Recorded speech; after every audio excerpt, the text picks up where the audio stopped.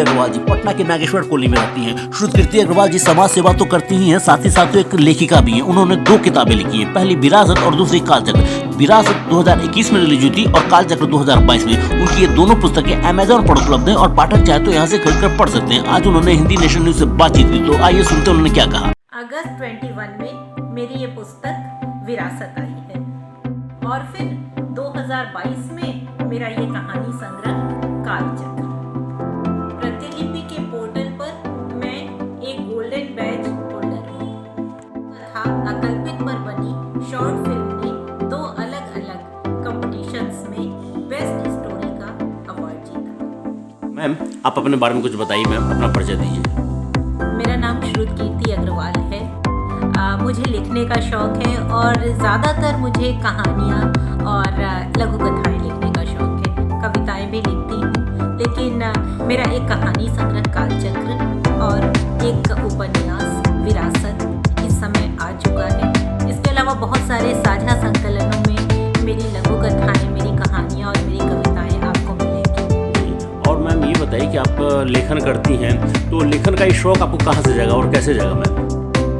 सच कहूँ तो लेखन का शौक बहुत बचपन से मेरे साथ रहा है, क्योंकि मुझे पढ़ने का शौक था और जब आप अच्छा पढ़ते हैं ना तो धीरे धीरे आपकी रुचि परिष्कृत होती जाती है और जब आप लिखते हैं तो अगर अच्छा नहीं लिखते तो अपना लिखा ही आपको पसंद नहीं। बिल्कुल मैम, आपका ये पहला जो आपने जो अपना किताब जो लिखा था वो किस वर्ष में लिखा था मैम और उसका नाम क्या है? मेरी पहली कहानी मनोरमा में 1992 में छपी थी। अच्छा। उस समय उम्र कम थी और छपना बड़ी बात थी, क्योंकि ज़्यादातर संपादक कहानियों को सखेद वापस कर दिया करते थे। लेकिन उसके बाद एक सिलसिला चला।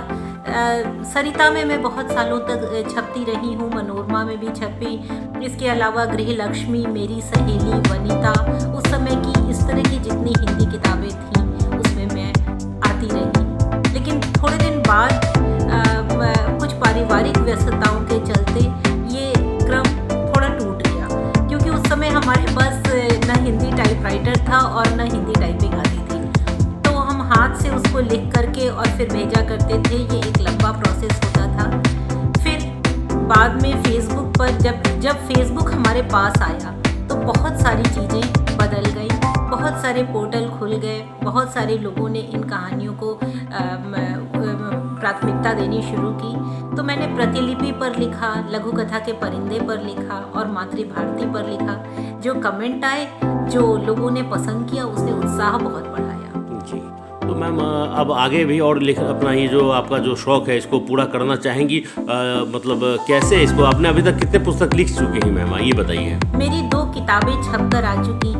इसके अलावा बहुत सारे साझा संकलनों में मेरी रचनाओं को लोगों ने संकलित किया है। मेरे पास लोगों का व्हाट्सएप से या ईमेल से या फ़ोन से मांग आती है संपादकों की, जो कि मुझसे मेरी रचनाएं मांगते हैं और अक्सर छापते भी रहते हैं। बहुत सारी रचनाएं मेरी आगे छपने भी वाली हैं।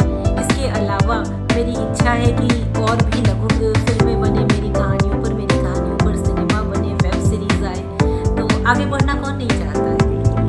अच्छा मैम, आपको हिंदी नेशनल चैनल की तरफ से बहुत बहुत शुभकामनाएं मैम कि आप आगे भी बढ़िए और अपनी लेखनी को जारी रखिए और भगवान करे कि आने वाले दिनों में आपके लेखनी पर मूवीज़ बने, हिंदी फिल्म बने और